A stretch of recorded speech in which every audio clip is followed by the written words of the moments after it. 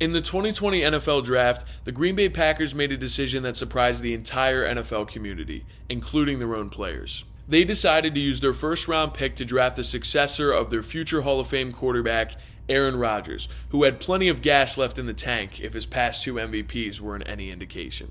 Now, the player who they decided was fit to follow in the footsteps of Rodgers was a 21-year-old from Utah State named Jordan Love. A young quarterback whose athletic abilities were undeniable, but dealt with a lot of question marks in terms of his mechanics and ability to process defenses at the NFL level. Although the plan from the get-go was to let Love sit behind Rodgers and eventually develop into an NFL-ready quarterback, they received a lot of criticisms from their fans and analysts alike. The most common of these criticisms being that the team should have drafted some help for Rodgers rather than drafting his replacement, which is a fair argument considering that this team has been very competitive over the last couple of seasons. But the problem is, we can't really tell if the Packers made the right decision or if the critics are correct because we haven't really seen Jordan Love play. He's taken minimal snaps over the past couple of seasons, and with the sample size we do have, we can't really tell if he's going to be a future Hall of Famer, a total bust, or anyone in the middle. So in today's video, we're going to take a look at some of Jordan Love's tape over the past couple of years and determine, is this guy ready to play in 2023 or is he going to be sitting the bench? Let's get into it. Touring out, selling out shows. Made a call following like Jim Jones. Dripping, I be putting down. Looking at the crowd, I see a couple of clones. Little girl kiss, hit the gas, and I'm gone. Expensive drugs keep me in my zone. First up, we have Jordan Love's only touchdown pass from the 2022 NFL season, which actually came against my Philadelphia Eagles in Week 13. And I remember watching this live. I was actually pretty upset, even though it was in garbage time. But nonetheless, on this play, they're running a play-action post where Allen Lazard's running the post at the top of your screen. They got 11 personnel right here with one tight end and one running back. And then you have Christian Watson running this crosser across the middle of the field, kind of cutting under that post. Now, I'm pretty impressed with Jordan Love's ability to make reads here and get the ball out quickly against such a good defensive line. But let's watch this play unfold right in front of us. I'm going to pause it here real quick because as you can see, the play's developing here. Linebacker bites on the play action. You get Kaiser White out of phase. Christian Watson kind of cutting underneath that. And then here you have Lazard kind of running off that corner and that safety to get him an open look. And then he's going to find Watson in stride, and then he's just going to do the rest of the work with his legs and take it all the way to the house. I mean, that kid's got blazing 4.4 speed. And we can watch it again from the tight here. As you can see, well-executed play action by Love as well. Does a good job selling it. Sets his feet, delivers a strike, and then Watson does the rest of the work. Pretty good.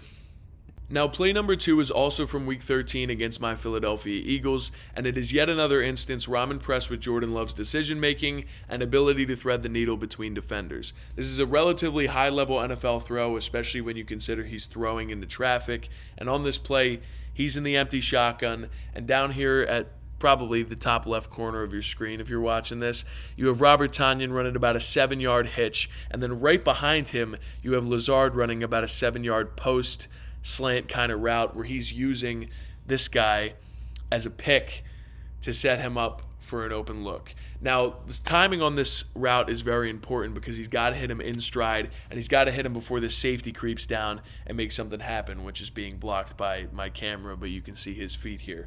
Anyways, as we watch this play, good 3-step drop. I like where his eyes are looking, and I really like where he finds Lazard here. Keeps him out of getting hit by that safety, but also does a great job of hitting him in stride, letting him make that catch. We're going to watch it again from right here.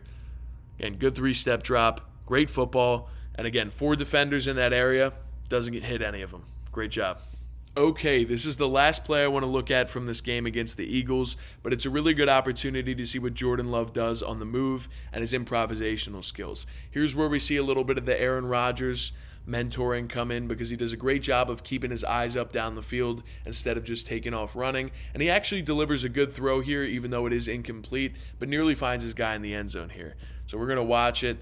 Not much of the schematics we need to worry about, but the pocket breaks down here, and so he goes on the move. And a really solid throw on the run. We're going to watch this from the tight, but nearly finds his man Christian Watson in the end zone. And again from the tight, commanding the offense. Twist up front by the Birds, kind of gets flushed out of the pocket here. Keeps his eyes up though, looks for a guy, and a really tight spiral. I mean, that's that's a high-level ball, especially to be able to throw that on the run. Really impressed with that from Jordan Love. All right, moving on from the Eagles game, we actually have a clip from 2021 against the Detroit Lions, and this is probably one of the worst throws that I've seen out of Jordan Love of all the tape I've watched. I know he doesn't have a lot of tape, but this might be one of the worst ones. On this play, he's got a double post right here at the top of the screen.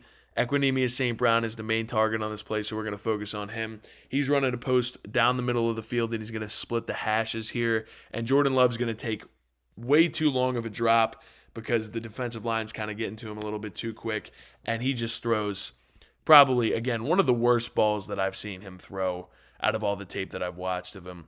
And this just kind of shows the growth that he's had from 2021 to 2022. But getting hit while he throws this, I definitely think was a factor. But that was a lollipop.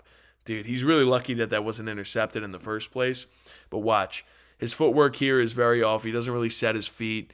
I know he's getting hit as he throws this, but that's a really bad ball. And again, does show the growth. I mean, you saw that game against the Eagles in 2022. Looks like a completely different quarterback, especially making those throws on the run. But that play, just definitely something to work on. Okay, going back to 2022, we actually have a play where Jordan Love makes the correct read, but kind of messes up the throw. So at the top of your screen here, we have Romeo Doubs running a 5-yard slant. Aaron Rodgers with a little 3-yard dig type here, just to get one of these two to bite on it and create an open window for Doubs, which it does, and is a successfully run play if it weren't for the throw. And Jordan Love does a great job of avoiding the pressure here, recognizing that he doesn't have a lot of time, getting the ball out quick. I obviously think that the pressure did mess up the throw a little bit, but he's got to get better at hitting these guys in stride, especially if he's going to, be a starting quarterback next year. So as we watch this play, again, I like the 3-step drop. I like where his eyes are. It's just the throw doesn't lead Doubs well enough, and he can't hit him in stride. I mean, we could watch it again from the tight here.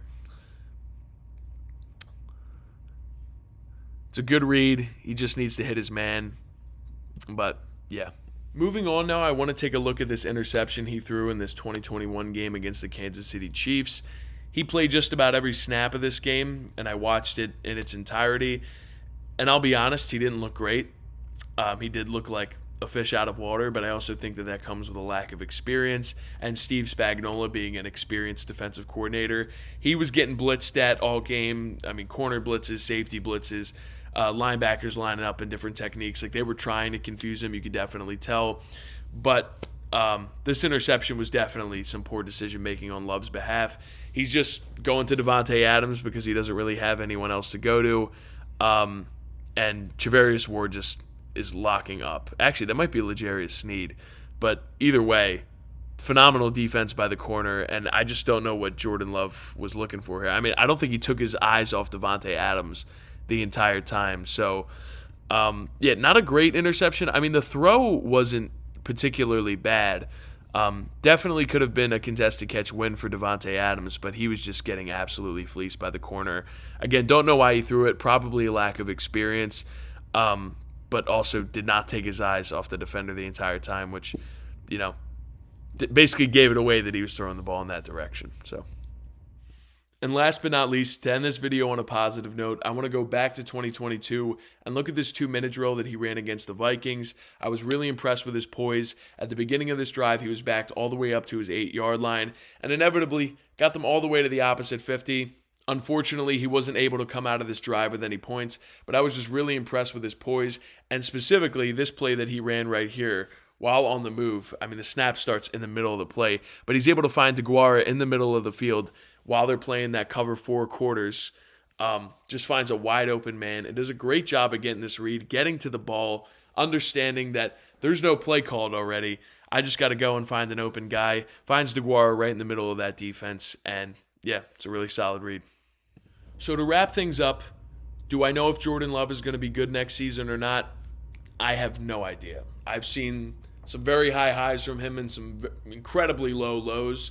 But what I can say is I saw a lot of improvement from 2021 to 2022. There is definitely a lot of talent there. This kid has a very gifted arm. He's very gifted with his legs too. I think that, with the correct play calling, with the right coaching, he can be successful. But again, we will see next year. They don't have a great receiving core. The running back tandem is good, but you never really know what's going to happen with injuries. And their offensive line is mediocre, I would say. They haven't been as good as they have been in the past. But all in all, I'm really excited to watch Jordan Love. I mean, he's probably my biggest question mark going into the 2023 season. So I'll be checking in on the Packers a lot. And, yeah, thank you so much for watching. Have a great day. I feel like it's someone watching me. I had to get a clone. Drinking that Kool-Aid just out of white cup. This ain't nothing but a foe. I'm not trying to take your life. I'm trying to take you out of space moving slow.